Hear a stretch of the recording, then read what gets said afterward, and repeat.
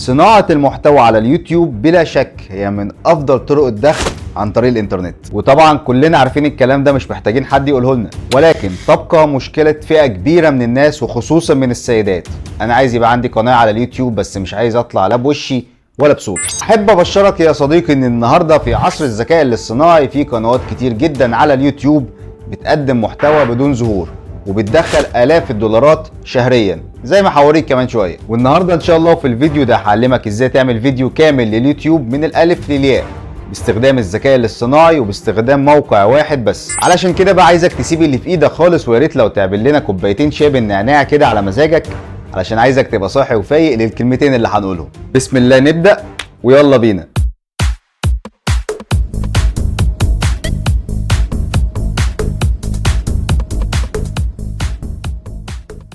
السلام عليكم اجمعين مشاهدين ومتابعين، عاملين ايه؟ يا رب تكونوا بخير. بنبدأ مع بعض سلسلة جديدة على القناة وهي صناعة المحتوى على اليوتيوب بدون ظهور، والسلسلة دي ان شاء الله هتكون متجددة دايما وهنزل لكم فيها فيديوهات باستمرار، وكل فيديو هيكون مستقل بذاته وهيكون فيه فكرة منفصلة عن صناعة المحتوى على اليوتيوب. وفي الحقيقة الافكار في المجال ده ليس لها نهاية وكل يوم بيطلع منها فكرة جديدة، وده لان في فئة كبيرة جدا من الناس على مستوى العالم كله بتسعى كل يوم ان هي تدخل في مجال صناعة المحتوى على اليوتيوب، ولكن من غير ما تظهر لا بوشها ولا بصوتها. والاسباب كتير جدا وكل واحد ليه اسبابه الشخصية، فمش هندخل في النقطة دي. طيب اشمعنى بقى المجال ده بالذات اللي كل الناس بتسعى ان هي تدخل فيه؟ وطبعا انا اولكم والا ما كنتش هتلاقيني قدامك دلوقتي. وده لان صناعة المحتوى على اليوتيوب بتعتبر من اقوى المجالات للدخل السلبي، والدخل السلبي ده هو انك تعمل الحاجة مرة واحدة بس وبعد كده هي تشتغل لوحدها وتجيب لك فلوس من غير اي تدخل منك، يعني حرفيا بتجيب لك فلوس وانت نايم. يعني حضرتك لو دخلت على اليوتيوب وكتبت كيفية عمل اي حاجة، كيفية عمل البابا غنوج مثلا، هيطلع لك في النتائج بتاعة البحث فيديوهات معمولة من سنتين وثلاثة واربعة وخمسة، ومع ذلك فهي لحد دلوقتي بتجيب مشاهدات وبتجيب فلوس لصاحبها حتى لو كان صاحبها ده بطل يعمل فيديوهات على اليوتيوب اصلا. وهو ده بقى الدخل السلبي. الفكره اللي انا اخترتها علشان ابدا معاكم فيها في مجال صناعه المحتوى على اليوتيوب هي في مجال السفر والسياحه، وطبعا المحتوى هيكون باللغه الاجنبيه علشان تقدر توصل لاكبر عدد من الناس حوالين العالم، وده لان الاجانب بيحبوا السفر اصلا وترندات البحث في المجال ده بالذات عاليه جدا. وفي سبب كمان هتعرفه لما تدخل في المجال اكتر، ان ارباح المشاهدات على المحتوى الاجنبي اعلى بكتير جدا من المحتوى العربي، ممكن تقول اضعاف اضعافه. تعالى بقى ندخل في الموضوع، وكفايه رغي قوي لحد كده. علشان تعمل فيديو على اليوتيوب من غير ما تظهر فيه لا بوشك ولا بصوتك، فانت محتاج 5 عناصر اساسيه. اول حاجه السكريبت بتاع الفيديو، السيناريو اللي هتقوم عليه كل القصه بتاعه الفيديو بتاعك. تاني حاجه هي الصور او الفيديوهات اللي انت هتستخدمها علشان تحول السكريبت اللي مكتوب ده لصوره مرئيه، وبنسميها الستوك فوتج، وطبعا لازم يكون ليك حقوق استخدامها علشان اليوتيوب ما يزعلناش. وتالت حاجه هي الموسيقى اللي انت هتستخدمها في الفيديو بتاعك، وطبعا لازم تكون مناسبه للسيناريو بتاع الفيديو، وبرضه لازم يكون ليك حقوق استخدامها علشان في النقطه دي بالذات اليوتيوب ما بيرحمش وهيقفل لك القناه بتاعتك. رابع حاجه ودي نقطه مهمه جدا، التعليق الصوتي او الفويس اوفر اللي على الفيديو، الشخص اللي هيحكي القصه بتاعت الفيديو للمشاهدين، اكيد مش هيبقى فيديو صامت يعني. خامس حاجه بقى وهو برنامج مونتاج يلم لك العناصر دي كلها مع بعض عشان في الاخر يطلع لك الفيديو اللي حضرتك هترفعه على اليوتيوب. في الحقيقه كل عنصر من العناصر اللي انا قلتها لك دي بتكون من خلال مواقع باشتراكات شهريه. يعني حضرتك علشان تكتب سكريبت فيديو باستخدام الذكاء الاصطناعي فانت محتاج موقع زي شات جي بي تي، اللي هو غير ان هو باشتراك شهري فهو اصلا مش متاح في مصر. وعلشان تجيب صور وفيديوهات تستخدمها في المحتوى بتاعك ويكون ليك حقوق استخدامها فانت محتاج مواقع زي شاتر ستوك واي ستوك اللي برضه بتكون باشتراكات شهريه. وبعدين عندك الموسيقى اللي هي اكتر حاجه بتاخد انذارات حقوق ملكيه على اليوتيوب، فانت محتاج موقع يديك الموسيقى بتاعتك مع حقوق استخدامها علشان اليوتيوب ما يقفلش القناه بتاعتك، زي مثلا موقع ابيديميك ساوند، وده الموقع اللي انا بستخدمه اصلا في الموسيقى اللي في الفيديوهات بتاعتي. بس استنى قبل ما تتخض والدنيا تبدا تسود في وشك، احب اطمنك واقول لك ان الموقع اللي انا جايبه لك النهارده هيديك ال5 عناصر اللي احنا اتكلمنا عنهم باشتراك واحد بس. المهم انا عايزك دلوقتي تسيبك من موضوع الاشتراكات ده خالص علشان هنتكلم فيه بالتفصيل في اخر الفيديو، وكمان هقول لك الاسعار ايه بالظبط وجايب لك كود خصم 25%، وهقول لك كمان ازاي توفر في الاشتراك بتاعك قدر الامكان. ودلوقتي خلينا نروح على اليوتيوب علشان نشوف امثله واقعيه لقنوات قايمه على الذكاء الاصطناعي في المجال اللي انا قلت لك عليه اللي هو السفر والسياحه، وكمان هوريك القنوات دي بتكسب قد ايه بالظبط. طيب انا عايزك تبص معايا كده على الفيديو ده فيديو على اليوتيوب منزلاه قناه بتتكلم عن السفر والرحلات. تعال نشوف مع بعض كده حته من الفيديو بعد كده نرجع نتكلم. Australia has something طيب الفيديو اللي احنا شفناه ده بعنوان احسن 10 اماكن تزورهم في استراليا، الفيديو ده اتنشر من 4 سنين تقريبا وجايب لحد دلوقتي 2.9 مليون مشاهده، يعني ملمس في ال 3 مليون. ولو لاحظت معايا كده هتلاقي ان الفيديو بيتكون من 4 عناصر بالظبط. اول حاجه فيديوهات مختلفه عن استراليا متحمله من على النت عادي، مش صاحب الفيديو هو اللي مصورها. الحاجه الثانيه موسيقى هاديه في الخلفيه. الحاجه الثالثه سكريبت بيتكتب على الشاشه. الحاجه الرابعه تعليق صوتي او فويس اوفر للسكريبت اللي بيظهر على الشاشه. طب تعالى ندخل على القناه دي ونشوف جواها ايه. لك ان تتخيل ان القناه اللي قدامك دي عندها 1,260,000 مشترك. طب تعالى ننزل مع بعض بالصفحه كده ونشوف الفيديوهات اللي هما بينشروها بتتكلم عن ايه. هتلاقي الفكره العامه للفيديوهات كلها احسن الاماكن اللي انت ممكن تزورها في بلد معين، وبالرغم من ان الفيديوهات ما فيهاش اي حاجه غير الاربع عناصر اللي احنا قلنا عليها، ومع ذلك بتجيب مئات الالاف من المشاهدات كل شهر. طيب ما تيجي نشوف مع بعض كده القناه دي ارباحها ايه من اليوتيوب. هتروح على عمك جوجل وهتكتب في خانه البحث سوشيال بليد، وده موقع بيجيب لك التحليلات بتاعت اي قناه على اليوتيوب بالارباح بتاعتها. هنروح ناخد اللينك بتاع القناه اللي احنا بنتكلم عليها وهنحطه في الموقع ده ونشوف هيطلع لنا ايه. لو بصيت معايا فوق كده هتلاقي ان القناه دي عليها 120 فيديو فقط لا غير، وده عدد فيديوهات قليل جدا بالنسبه لحجم المشتركين اللي فيها. معنى كده ان نسبه الاشتراك على القناه عالي جدا. ولو بصيت معايا هنا كده هتلاقيه بيقول لك ان في اخر 30 يوم في 20,000 واحد اشترك في القناه دي. طب تعالى نشوف بقى الارباح بتاعت القناه دي قد ايه. لو بصيت معايا هنا هتلاقيه مديك الربح الشهري التقريبي للقناه، وزي ما انت شايف قدامك كده اقل شهر القناه دي عملت فيه ارباح عملت $576 في الشهر، واعلى شهر القناه دي عملت فيه ارباح عملت $9,200 في الشهر.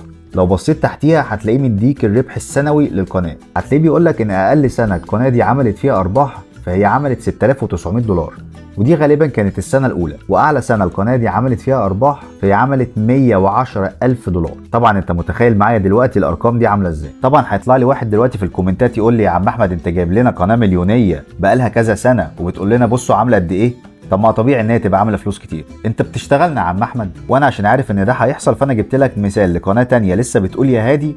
تعال نشوفه مع بعض. انا عايزك تبص معايا على الفيديو ده كده بعنوان حاجات ممكن تعملها في باريس. Paris. Every year, the French capital ranks as one of the most visited cities in the world. With a stunning cityscape and architecture, renowned food scene, a global hub of fashion, travel and history, it's hard not to see. زي ما انت شفت معايا كده نفس الاربع عناصر اللي احنا اتكلمنا عليهم. فيديوهات مختلفة لباريس مع تراك موسيقى المناسب للفيديو وسكريبت على الشاشة وتعليق صوتي. لو بصيت معايا تحت كده هتلاقي ان القناة دي عندها 12,400 متابع، يعني لسه في اول الطريق. مع ذلك لو بصيت على مشاهدات الفيديو ده هتلاقي ان هو جايب 294,000 مشاهدة في 5 شهور. طب تعالى ناخد نفس القناة دي ونحطها على الموقع بتاعنا.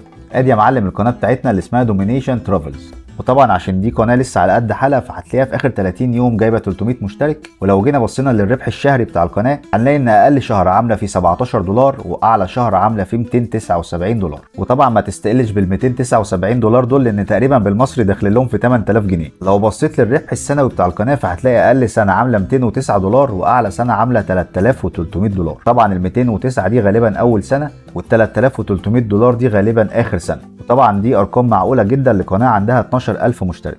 وبس كده تعالى نرجع للاستوديو بتاعنا تاني. اظن كده الفكره وصلتك وشفت بنفسك امثله واقعيه على الفيديوهات اللي احنا هنشتغل عليها النهارده، وكمان شفت بالدليل ان القنوات دي شغاله وبتعمل ارباح بدون ما صانع المحتوى يتدخل لا بوشه ولا بصوته. تعالى بقى نروح للموقع اللي هنتكلم عنه النهارده وهو موقع انفيديو، ونشوف ازاي هنعمل فيديو كامل بالذكاء الاصطناعي من الالف للياء. يلا بينا. طيب يلا بينا كده ونقول بسم الله. اول ما هتدخل على الموقع هتلاقيه فاتح لك الواجهه الحلوه دي. طبعا هتلاقي اللينك بتاع الموقع سايبه لك تحت في الديسكربشن. هتلاقيه في الصفحه الاولانيه دي بيعرض لك المميزات اللي هدالك الموقع. يعني مثلا هنا بيوريك ان انت ممكن تعمل مونتاج للفيديو بتاعك بمنتهى السهوله وتضيف فيه كل العناصر اللي انت عايزها. وبعدين هنا بيوريك ان انت ممكن تعمل فيديوهات دعائيه للمنتج بتاعك لو انت شغال في التجاره الالكترونيه، وهنبقى نعمل عنها فيديو دي. وبعدين هتلاقيه عارض لك المميزات اللي احنا اتكلمنا عليها زي الصور والفيديوهات والموسيقى والفويس اوفر وكل الكلام ده. وبعدين هنا في ميزه حلوه قوي بيديها لك، بيقول لك ان الموقع ده في منه اصدار على الكمبيوتر واصدار على الموبايل. وطبعا انت لما تشترك على الموقع من خلال الكمبيوتر هيبقى ليك اكسس ان انت تحمل الابلكيشن وتستخدم كل الخصائص اللي فيه، ودي ميزه حلوه جدا للناس اللي عايزه تشتغل من على الموبايل وما عندهاش الامكانيه ان هي تشتغل على الكمبيوتر. طيب احنا هنسيبنا من كل الهري اللي في الصفحه ده وهنطلع فوق خالص وهندخل على ساين اب. وخد بالك ان هو هنا كاتب لك اتس فري، بس حضرتك مش هتعرف تعمل اكسبورت للفيديو بتاعك بعد ما تخلصه غير لما تكون مشترك في الموقع. وانا بقول لك من دلوقتي علشان تبقى عارف. بعد ما هتدخل على ساين اب هيطلب منك ان انت تدخل الايميل بتاعك، ودي خطوه سهله مش محتاجين ان احنا نشرحها. وبعد كده هتلاقيه دخلك على الصفحه دي وبيسالك سؤال، بيقول لك الشغل بتاعك عباره عن ايه.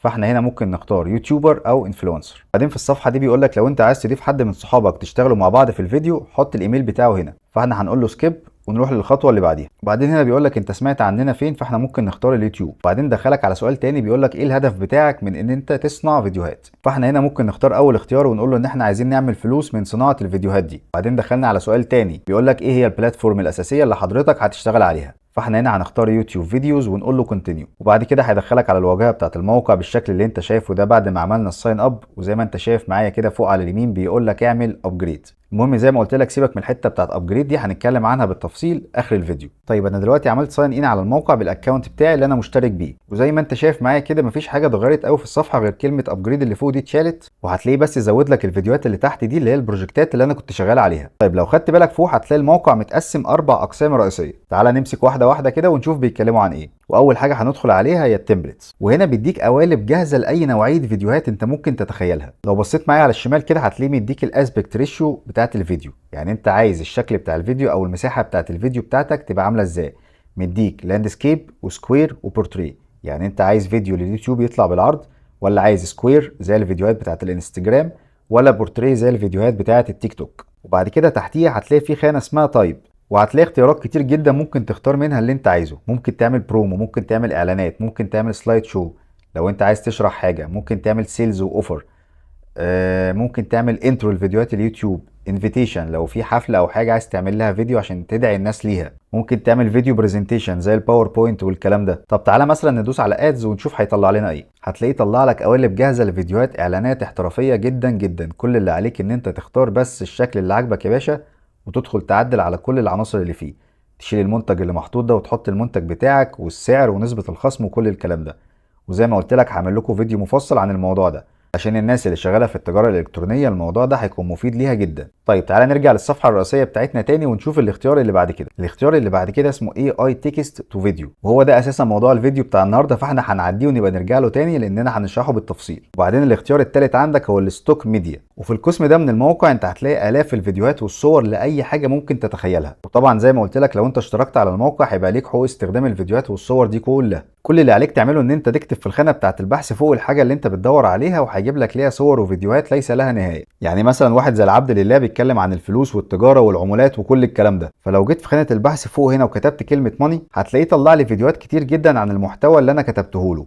كل الفيديوهات دي بيبقى ليا حق الاستخدام ان انا احطها في المونتاج بتاعي علشان احسن من جوده الفيديو اللي انا بنتجه في النهايه. طب فلنفرض مثلا ان انا عايز اعمل فيديو عن السفر لباريس ومحتاج فيديوهات وصور لباريس علشان ادعم بيها الفيديو اللي انا بعمله ويكون ليا حق استخدامها، وحط تحتيها مليون خط. فهنكتب له في الخانه بتاعه البحث فوق باريس، هتلاقيه طلع لك فيديوهات كتير جدا بجوده عاليه اختار منها اللي انت عايزه. لو بصيت معايا على الشمال كده هتلاقي الميديا تايب، ومن هنا انت ممكن تختار ان البحث بتاعك يبقى صور بس او فيديوهات بس او الاثنين. وبعدين بقى بص الخانه اللي تحتيها دي اللي هي الستوك سورس، ومن هنا انت ممكن تختار الفيديوهات اللي هو هيجيبها لك يجيبها لك من انهي موقع من المواقع دي. يعني مثلا عندك موقع اي ستوك وبيكس بي وشاتر ستوك وبيكسل. والمضحك في الموضوع ان اشتراك المواقع دي اصلا كل موقع لوحده اغلى من اشتراك انفيديو نفسه، ودي من الحاجات القويه جدا اللي فعلا بيقدمها لك الموقع ده. طيب هنرجع للصفحه الرئيسيه تاني وهنشوف الاختيار الرابع اللي عندنا اللي هو الاديتور. ومن هنا انت ممكن تفتح صفحه مونتاج فاضيه خالص تعمل عليها اديت زي ما انت عايز. هتختار بس المقاس بتاع الفيديو اللي انت عايزه وهو هيدخلك على الصفحه على طول. فانت هنا يا معلم ممكن تحمل الفيديو اللي انت عايزه وتعمل عليه مونتاج زي ما انت عايز،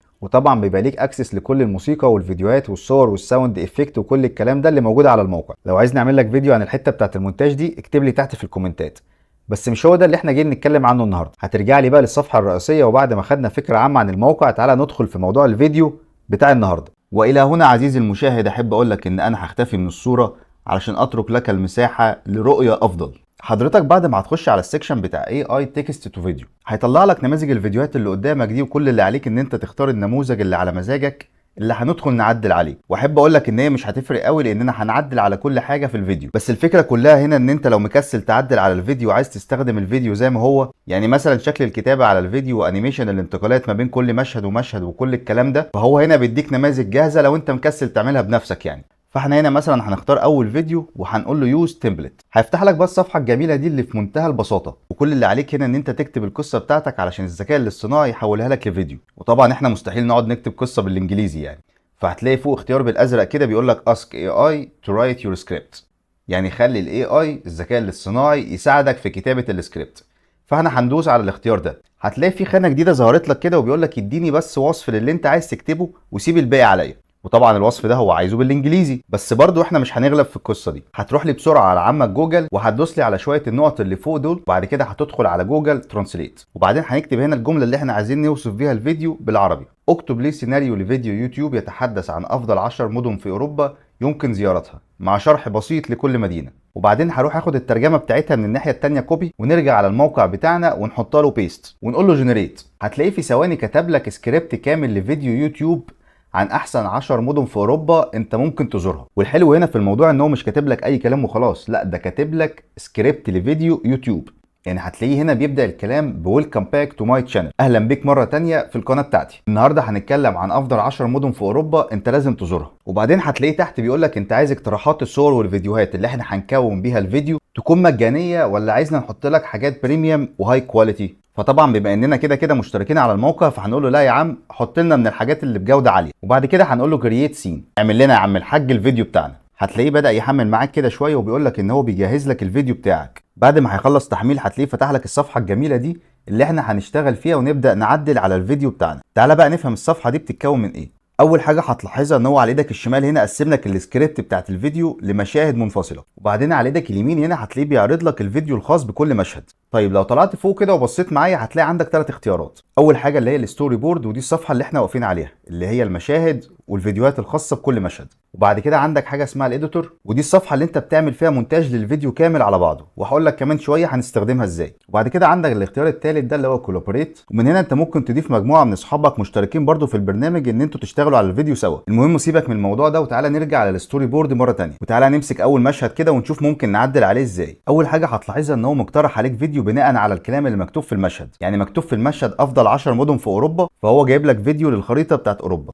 طبعا ملناش دعوه باللي هو حاطه، كل الكلام ده هيتغير. وبعدين تاني حاجه هتلاحظها السكريبت اللي مكتوب على الشاشه. تعالى بقى نشوف هنعدل على الكلام اللي بيطلع على الشاشه ده ازاي. اول حاجه هنعملها ان احنا هنقف على النص بتاعنا ونبدا نحركه في الفيديو في المكان اللي احنا عايزينه. فخلينا نحط الكلام كده في النص اللي تحت من الشاشه علشان الفيديو يبان معانا افضل. وبعدين لو خدت بالك هنا هتلاقيه كاتب لك الجمله كلها على بعضها. طب يا عم انا مش عايزها تظهر كلها على بعضها، انا عايز الجمله بتاعت ويلكم باك دي تطلع الاول وبعدين الجمله اللي بعديها تطلع وراها. طيب هتروح لي على الشمال كده على السكريبت بتاع المشهد اللي احنا واقفين عليه، وهتروح تقف بالمؤشر بتاع الماوس عند الجزئيه اللي انت عايز تفصل فيها الجمله، وبعدين هتدوس على علامه السبليت اللي فوق دي، هتلاقيه قسم لك المشهد لجملتين. لو رجعت بقى بصيت لي تاني على الفيديو هتلاقي الجمله بتاعت ويلكم باك تو اور تشانل ظهرت لوحدها. طيب احنا عايزين بقى نعدل على الجمله اللي مكتوبه دي، مش هنسيبها كده زي ما هي. هتروح تقف على الجمله بتاعتك في الفيديو، هتلاقي في شريط بتاع تعديل النص ظهر معاك فوق. اول حاجه عندك اللي هي الايديت، لو دوست عليها كده هتلاقيه بيديك الامكانيه ان انت تضيف او تمسح الكلام اللي انت عايزه. طب افرض انا عايز الكلمه بتاعت ويلكم باك دي لوحدها تظهر بشكل مختلف.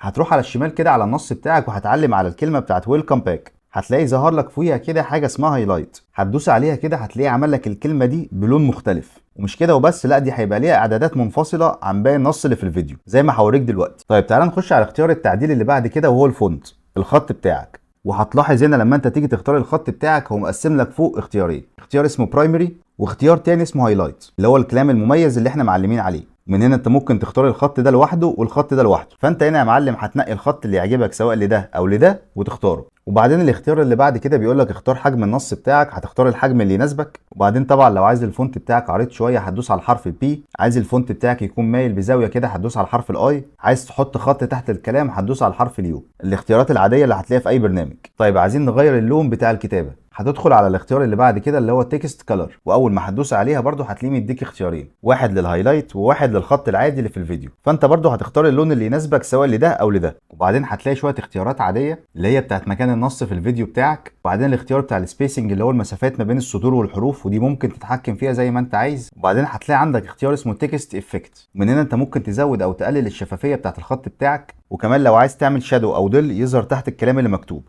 وكل الحاجات دي سهله وبسيطه انت هتتعرف عليها لوحدك. وبعدين هتلاقي عندك اختيار اخير اسمه انيميشن، ومن هنا انت بتختار الانيميشن بتاع دخول وخروج الكلام في الفيديو. لما هتدوس عليه هتلاقيه يطلع لك على الشمال كده اختيارين، الان والاوت. بتختار الانيميشن بتاع الان لوحده وبتاع الاوت لوحده، عايز الكلام يدخل الفيديو ازاي ويخرج من الفيديو ازاي. وهتلاقي عندك اختيارات كتير جدا اختار منها اللي انت عايزه، وجنب كل اختيار هتلاقيه حاطط لك انيميشن صغير كده بيوريك الافكت بتاعه عامل ازاي. طيب تعالى نشغل الفيديو كده ونشوف الشكل النهائي للنص بتاعنا عامل ازاي.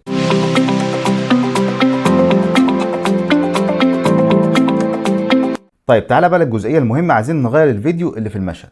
هتروح على القائمه اللي في الشمال كده وهتختار فيديوز، وهتكتب في الشريط بتاع البحث فوق الفيديو بتاعك عايزه عن ايه. فاحنا عندنا بما ان اول مشهد بيتكلم عن اوروبا عموما، فاحنا هنكتب له في شريط البحث يوروب. هتلاقيه طلع لك فيديوهات كتير جدا للكلمه اللي انت اديتها له. كل اللي عليك ان انت تختار الفيديو اللي انت عايزه وتسحبه كده تحطه في المشهد بتاعك. هيفتح لك الصفحه دي، ومن هنا انت ممكن تختار جزئيه معينه من الفيديو. هتختار الجزئيه اللي انت عايزها وهتقول له اد. هتلاقي الفيديو بتاعك نزل في المشهد بالشكل اللي انت شايفه ده.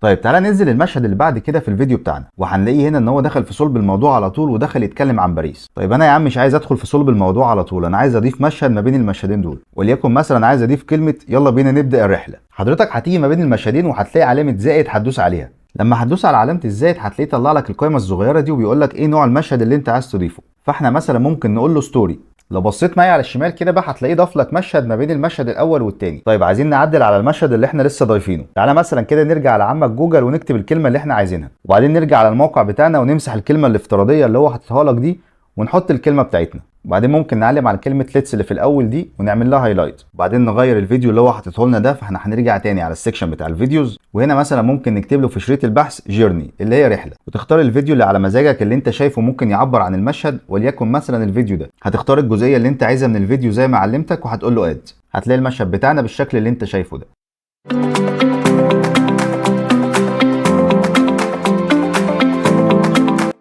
طب انا حاسس ان انا مش مبسوط، عايز اضيف مشهد كمان. هو برضو داخل يتكلم عن باريس على طول. طب انا عايز احط مشهد في النص اكتب فيه رقم 1 باريس. انت هنا الموضوع كله بيرجع لخيالك، انت شايف الفيديو في دماغك عامل ازاي. اعتبر نفسك المخرج بالظبط. طيب هنيجي ندوس على علامه الزائد بتاعتنا، بس المره دي هنختار هيدلاين. هتلاقيه برضو ضاف لك مشهد كده بجمله افتراضيه من عنده. طبعا احنا هنغير الجمله وهنغير الصوره. لو رحت على الشمال كده هتلاقي حاجه اسمها تكست، وهنا هتلاقي نماذج كتير قوي لشكل الجمله اللي انت ممكن تعملها. هتاخد لك فيهم لفه وهتختار الشكل اللي انت شايفه حلو في دماغك. ليكن مثلا هنختار الشكل ده. في الاول كده هبدا اظبط الكلام بتاعي في نص الصوره، وبعد كده همسح كل الكلام اللي مكتوب ده وهكتب الكلمه اللي انا عايزها. طبعا اقعد اعدل على الخط زي ما انت عايز وكبر وصغر واعمل اللي انت عايزه، وغير الالوان والفونت والانيميشن وعيش وتعايش. بعد ما هنخلص التعديل على الكلمه بتاعتنا، المره دي عايزين نحط صوره مش فيديو. برضه هتروح لي على الشمال كده، بس المره دي هتدخل لي على ايمج، وهنكتب في شريط البحث بتاعنا فوق باريس، واختار يا معلم الصوره اللي انت عايزها واسحبها حطها في الفيديو بتاعك، وليكن مثلا الصوره دي. طيب بعد ما سحبت الصوره اكتشفت ان هي مقاسها مش على مقاس الفيديو. هتطلع لي فوق في الشريط بتاع التعديل كده وهتلاقي حاجه اسمها فيت تايب.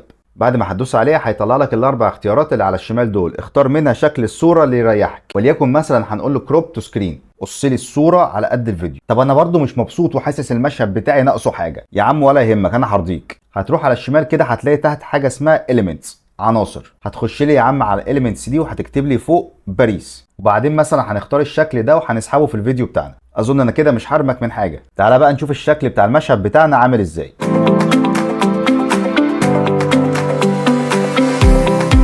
جميل قوي. طيب حضرتك عايز تشوف الثلاث مشاهد اللي احنا عملناهم دول ورا بعض، هتروح لي على الخانه بتاعت الاديتور وتشغل الفيديو بتاعك.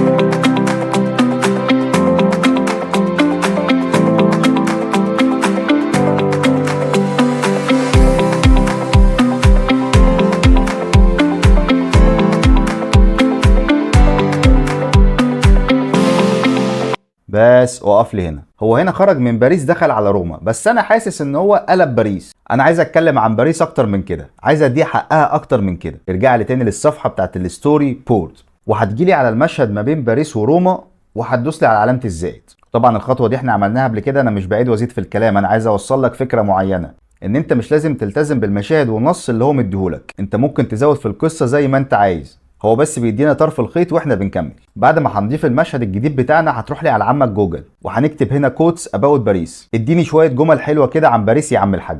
فانت هنا ممكن تختار الجمله اللي انت عايزها او تختار مقاله كامله عن باريس انت عايزها وتعمل بيها مشاهد في الفيديو بتاعك. الموضوع كله زي ما قلت لك انت شايف الفيديو في دماغك عامل ازاي. فاحنا مثلا هنختار الجمله دي وهنرجع نحطها في الفيديو بتاعنا. ممكن مثلا نعلم على الكلمه بتاعت باريس دي ونخليها بلون مختلف، وزي ما علمتك هتروح على الفيديوز وتكتب باريس وتختار الفيديو اللي انت عايزه وتحطه في المشهد بتاعك. وبما ان يعني الجمله اللي احنا جبناها بتتكلم عن التمشيه في باريس، فانا شايف المشهد ده هيبقى مناسب جدا.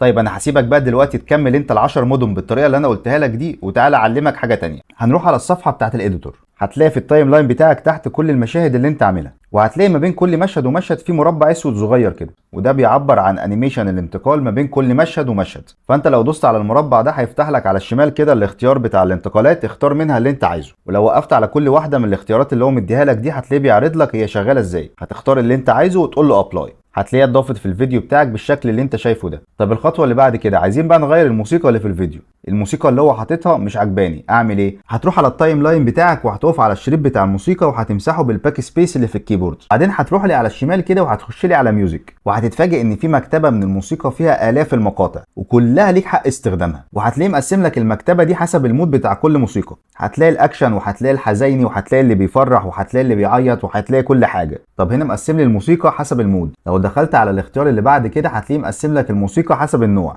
اللي هو الروك والسينماتيك والبوب والهيب هوب والكلام ده، ما بفهمش فيهم قوي بصراحه. وبعدين هتلاقي اختيار ثالث عبقري اللي هو الساوند افكتس، هتلاقي كميه مؤثرات صوتيه هنا انت لا تتخيلها. انا هسيبك تاخد لفه فيها كده وتكتشفها بنفسك، صدقني الجزئيه دي بالذات اكتر حاجه هتعجبك في الموقع. طيب تعالى نرجع تاني للسكشن بتاع المود ونختار الموسيقى بتاعتنا. بعد ما هتختار الموسيقى بتاعتك هتسحبها كده وتحطها في التايم لاين.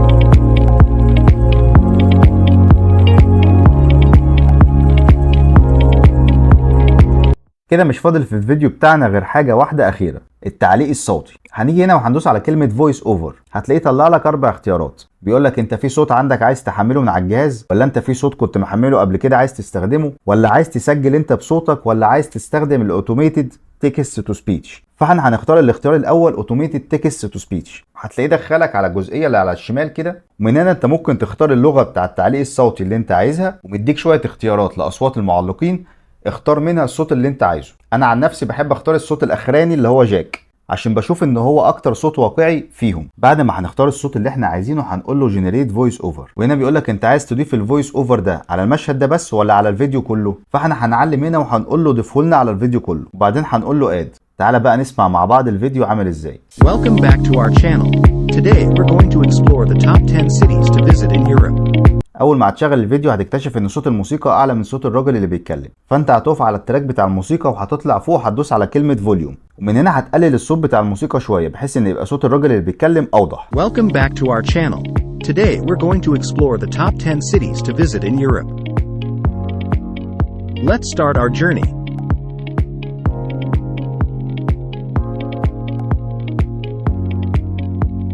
Starting off with Paris, the city of love, known for its stunning architecture and iconic landmarks. A walk about Paris will provide lessons in history, beauty, and in the point of life. Next up is Rome, the eternal city, famous for its rich history and ancient ruins like the Colosseum. Moving on to Barcelona, a vibrant city that offers a mix of stunning beaches, delicious cuisine, and stunning architecture. اظن كده الصوت بقى اوضح كتير. بعد ما خلصنا الفيديو بتاعنا مش فاضل غير ان احنا نعمل اكسبورت علشان نسيف الفيديو، بس في معلومه صغيره كده هضيفها لك ممكن تنفعك. لو طلعت بصيت معايا كده فوق جنب كلمه اكسبورت هتلاقي فيه المقاس بتاع الفيديو، ومن هنا انت ممكن بعد ما تخلص الفيديو بتاعك تعمل منه نسخه تانية للتيك توك او الانستجرام. فلنفرض مثلا ان احنا عايزين نسخه تانية بالطول علشان ننشرها على التيك توك، فهتفتح لي كده القائمه دي وهتدوس لي على كلمه فيرتيكال، هينقلك على صفحه تانية فيها نفس الفيديو بتاعك بس بالطول. طب انا مش عاجبني الشكل اللي هو عامله ده وعايز الفيديو يبقى واخد الشاشه بالكامل، هتقف على الفيديو بتاعك وهتطلع فوق تدوس على فيت تايب، وزي ما عملنا في الصوره قبل كده هتختار شكل الفيديو اللي انت عايزه. بعد ما هتخلص الفيديو بتاعك خالص هترجع لي تاني وهتدوس لي على كلمه اكسبورت، وهيبدا يعمل ريندر للفيديو بتاعك. وشكرا على كده بقى عندك فيديو كامل بالذكاء الاصطناعي بالصور والفيديوهات والتعليق الصوتي. كده عملنا فيديو كامل بالذكاء الاصطناعي باستخدام موقع واحد بس، عمل لنا السكريبت والصور والفيديوهات والموسيقى وكمان الفويس اوفر. وطبعا الفيديو اللي احنا عملناه مع بعض ده كان حاجه على السريع كده علشان بس تفهمك الدنيا ماشيه ازاي، انما انت هيبقى عندك الفرصه ان انت تعمل فيديو احسن من ده مليون مره،